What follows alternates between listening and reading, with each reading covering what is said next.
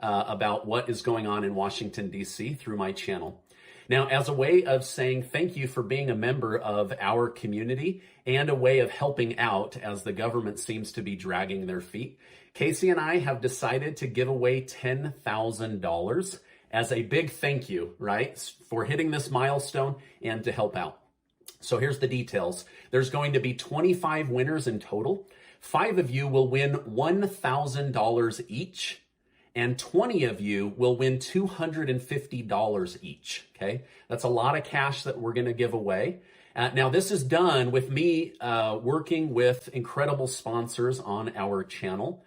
They pay me, and then I turn around and share that with the community to be able to help more people during these crazy times.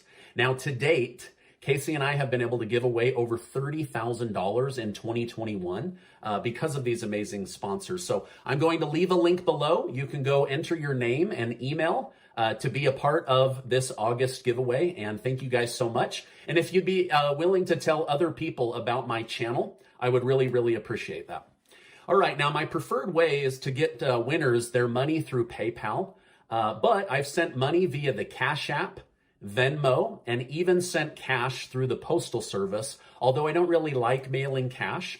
I've also had people say, hey, Stephen, I love your amazing hat, but I'm so tight on money right now. Could you just send me cash instead? And I've been able to do that. Now, I'm sharing a couple of photos because I've seen comments below say, hey, would you mind just proving that you're giving this money away? I usually keep it pretty private because 1, I don't really know people's names. And 2, most people just want to be private about any money that they receive. But happy to share that. I've got nothing to hide, and it's been my absolute delight to give this money away.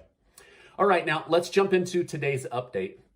About a month ago, I told you how Representative Ilhan Omar said she wanted to see UBI, or Universal Basic Income, of $500 per person, right, per American. Well, as of this week, she is calling for Congress to send out support checks for $1,200 for adults and $600 for kids to help them get back on their feet and help eradicate poverty here in the United States. Now, I told you they were using every new phrase except stimulus checks, right? I'm not going to go through all of them. You can see my video from yesterday. So these support checks would be under a program called the Support Act, which stands for Sending Unconditional Payments to People Overcoming Resistance to Triumph, or SUPPORT. So it's a really clever acronym, right? Congress is really good at coming up with acronyms and really terrible at following through on them. But anyway, that's the name of the new bill, right? Now, Representative Omar said it's time to change the way the United States takes care of its people in the 21st century. Right now, presidents and economists and banks look at the GDP, or gross domestic product, and the stock market to determine whether the economy is thriving, but it doesn't tell us how all demographics or income levels are doing. Omar wants to create a new metric that decides how to help citizens based on GPI, or Genuine Progress Indicator. In my home state of Minnesota, I am proud to introduce a guaranteed income that will put money directly into the pocket of Minnesotans and introduce a holistic economic measure that will ensure our economy is centered on the long-term prosperity of Minnesotans and Americans everywhere. The world needs new economic indicators and economic policies that will prioritize and encourage truly sustainable, equitable growth. It's time to become the leader in measuring and safeguarding our people's economic well-being, starting with both of these bills, okay?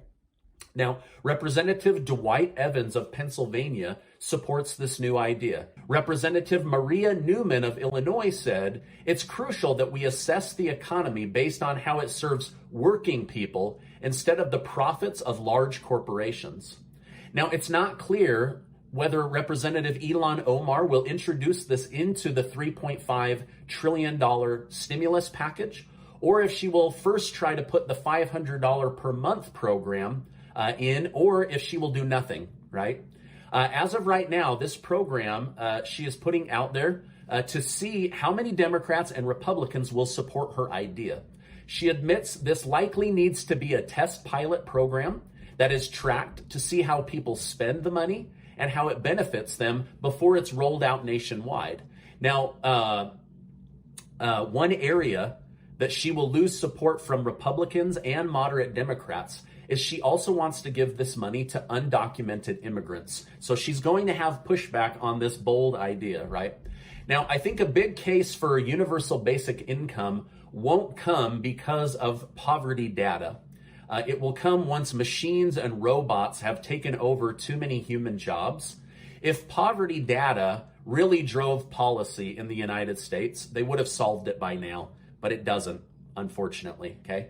But with machines and robots creating a real threat to the middle class income earners, universal basic income will be talked about more and more in the future.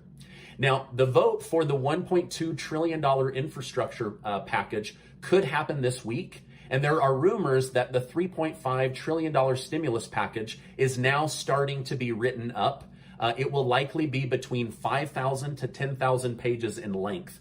So we're going to start seeing a lot of programs coming out of the woodworks as they open up writing the $3.5 trillion stimulus package. And I'll be here to explain those to you. By the way, thank you guys so much for giving these videos a like and for being a member of my community. I really, really love bringing you guys the news. All right, now an update on the rent eviction crisis coming our way.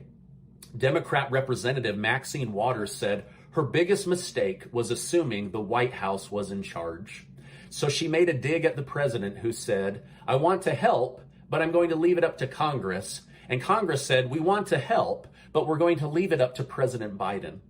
Now, Nancy Pelosi, House Speaker Nancy Pelosi, made a statement on the eviction crisis. She said, "The crisis of families being evicted and put on the street is a challenge to the conscience of the country.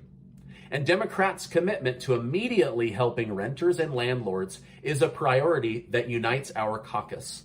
Our sole focus must be keeping people housed, and we must do so with urgency this moment deserves." So it's nice to see House Speaker Nancy Pelosi giving some words about caring about the people. For a second there, I thought she didn't care about the American people and was just going to sit in her mansion. So I'm so glad to see that she actually cares. All right, now some Democrats are now saying President Trump was able to keep people in their homes. Why can't President Biden? Why can't Biden stand up to the CDC and save these people from becoming homeless? Okay, this is from Democrats. All right, now in an interview with CNN host Jake Tapper, I think, Alexandria Ocasio-Cortez was asked, who is to blame for the eviction crisis? She said, "We can't in good conscience blame Republicans because Democrats control the House." She said Democrats wanted to get on planes and go home, not deal with this. AOC said the White House had an entire month to deal with this issue, but stuck it on the House of Representatives with 1 day's notice. Now, AOC said the White House is lying about this being the House's fault. She said, "I sit on the committees that oversee housing, and nothing was asked of us until the very last day." So she's calling the White House out for trying to shift the blame over to the House of Representatives and saying, you guys are lying. Okay, now AOC said Pelosi should come back to Washington, D.C. and reconvene the House and solve this problem. And I'm really hoping that they do. The idea of 11 million people becoming homeless, it just makes my heart hurt. I hope that they'll get to work on this. All right, now on the stimulus package front, AOC said once it's the House's turn to add legislation to the $3.5 trillion stimulus package, she plans to add in everything she wants, and Republicans won't be able to block her. Now, in the past, AOC called for a stimulus check. So it could be something that she throws in. I'm not saying that she will. I'm just letting you know what she said. Now that Republicans are out of the way, I'm going to put in everything I want. Those are her words, okay? Now, we will see if Omar also ends up submitting anything, or if they're just introducing ideas and bills, right? We want action, not just words, okay? And I'll be here to let you know and walk you through what actually comes of it.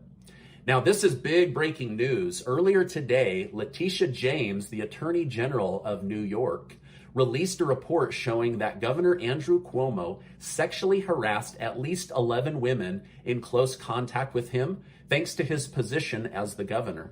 The report also showed his brother, CNN anchor Chris Cuomo, coached him on how to get out of sexual harassment cases and how to manage the media. So these two were working together, okay? Now, as of right now, Governor Cuomo says this is all a false narrative and that he refuses to resign. They are saying everyone should be masked up. In fact, the Surgeon General went as far as to say parents should be wearing masks at all times, even in their own homes, to protect their children. However, Illinois, while saying to do this for small gatherings, just permitted the rock concert Lollapalooza to take place with close to 450,000 people. Now, of course, this isn't being called a super spreader event, but a fun music concert. I found some photos of the event to give you an idea of the size. I then zoomed in on the people and found only about 1 to 2 masks out of thousands and thousands of people. I love how the media and the government tells us one thing and then allows something totally different. Anyway, I don't really care that Lollapalooza took place. It's the hypocrisy of government leaders and the media that really irritates me.